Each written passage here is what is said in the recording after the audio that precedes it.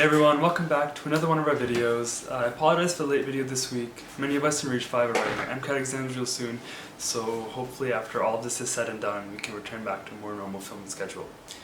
But nonetheless, today we're going to be going through a few tips and guidelines to help improve the composition of your images. Composition in photography is more of how the elements of the image will combine together to better showcase our subject and some of our ideas. No expensive equipment will really be required, but rather a keen eye and the willingness to experiment is all that you need. Before I begin though, I'd like to say that it is late August and school is right around the corner. But as much fun as school is and how exciting it is to get back into the old routine, it's important to consider that this year will be very different, and for some, adjusting to this change and having the appropriate supplies, support, resources to do well may be harder to come by. In the description below, I've included links to a few Canadian organizations that are working to support the youth in many of our communities, but as I can't list them all, I encourage you to please consider researching and supporting some local organizations and initiatives that are trying to secure the safety and education of our future. With that being said, let's jump right in. Our first tip is going to be the rule of thirds, which I'm sure many of you have heard of, but the idea is you take your screen and divide it into a 3x3 grid. And what you do is you place your subject either on an intersecting point or offset on a horizontal or vertical edge. What this does is it creates an aesthetically pleasing composition which adds space, adds balance, which ultimately draws focus to your subject. To enable this grid, you can do it through your phone or camera settings, which will automatically put the lines on your screen.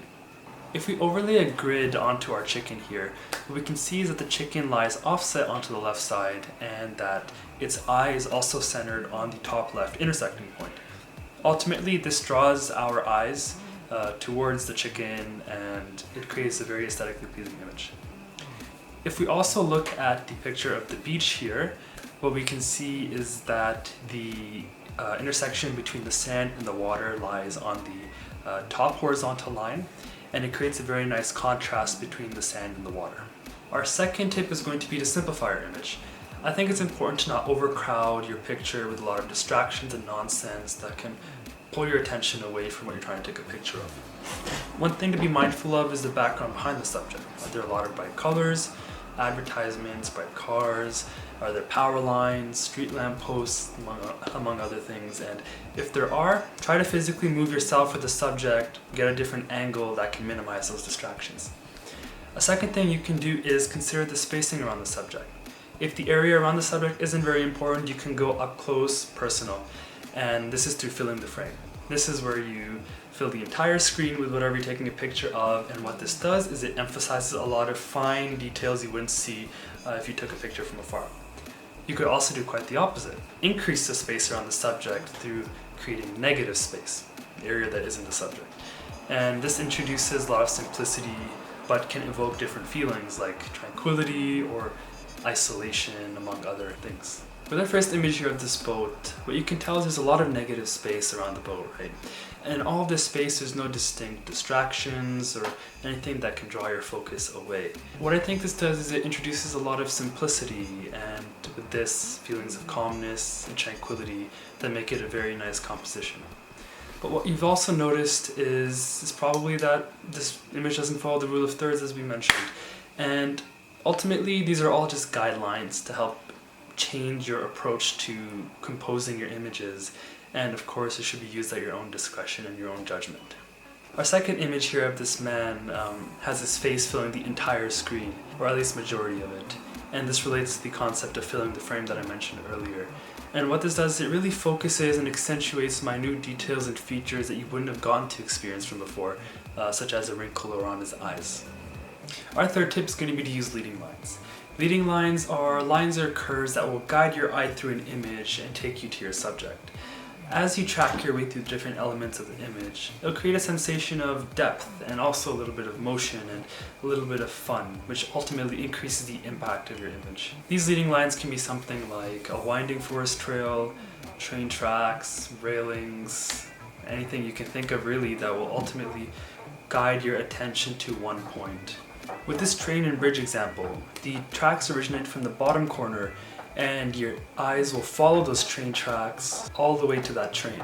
Even in the example with the stairs, It's that movement along the spiral going all the way down, and it creates this sensation of depth along with the movement that I've mentioned.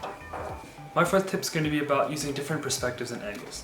I feel like most of us are pretty used to seeing the world at eye level. It's nothing quite new or exciting.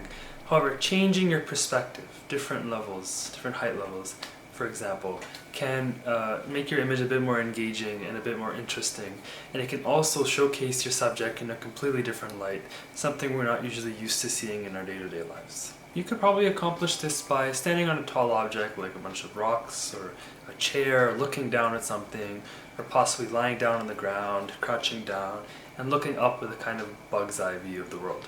Ultimately, I say just be creative with this, try whatever you can, and hopefully you find something good.